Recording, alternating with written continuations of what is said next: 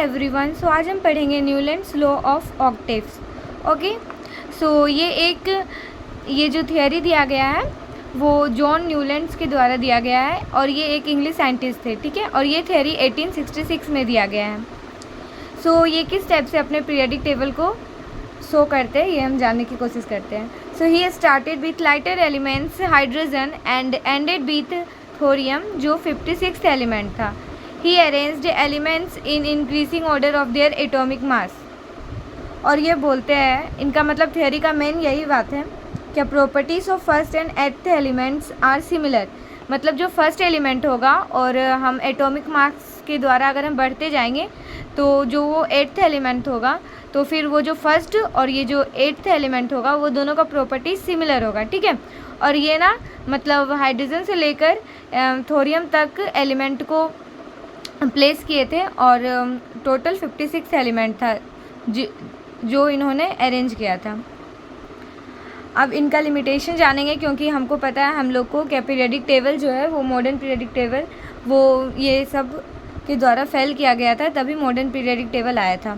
तो ये फेल किया गया था इनका थियोरी, तो क्यों इसका रीज़न जानेंगे यानी इनका लिमिटेशन जानेंगे। So it is applicable only up to calcium. मतलब ये जो थियोरी बताए थे क्या अरेंज किए थे और फिर ये जो बताए थे कि फर्स्ट और एट्थ एलिमेंट का प्रॉपर्टी सिमिलर होगा, ये सिर्फ और सिर्फ कैल्शियम तक जब एलिमेंट था वहीं तक इनका ये थ्योरी एप्लीकेबल था। उसके बाद हम देखेंगे तो ये बात सेटिस्फाई नहीं कर रहा था। His theory worked well with lighter elements only. मतलब ये जो थियोरी इनका था वो लाइटर एलिमेंट्स के साथ ही इनका थियोरी सही था, बाकी सारा जो हेवियर एलिमेंट था उसके साथ ये ट्रेंड्स फॉलो नहीं कर रहा था। He assumed only 56 elements exist in nature and no more elements be discovered in future। यह मतलब इन्होंने ना ये बात बता दिया था, न्यूलैंड्स जी कहते हैं कि बस 56 एलिमेंट ही नेचर में पाया जाता है और फ्यूचर में कोई भी एलिमेंट नहीं पाया जाएगा, बस इतना ही एग्जिस्ट करता है और नहीं होगा। He put some unlike elements under same note। मतलब जैसे क्या एक नोट में 8 एलिमेंट इन्होंने प्लेस्ड किया था जिसमें कि फर्स्ट और एट्थ एलिमेंट का प्रॉपर्टी सिमिलर होगा। तो इस स्टेप से ना वो क्या बोलता है, he put some unlike elements under the same note. तो एक नोट में सारे प्रॉपर्टी सिमिलर होना चाहिए एलिमेंट्स का, बट ये ना मतलब अनलाइक एलिमेंट्स को भी उसी में रख दिए थे जिसका प्रॉपर्टीज अलग था।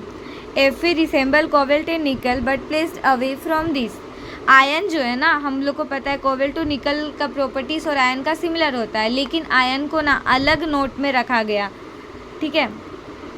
So that's it and this is the इतना इनफ है न्यूलैंड्स लॉ ऑफ ऑक्टेव्स के बारे में जानने के लिए। Thank you.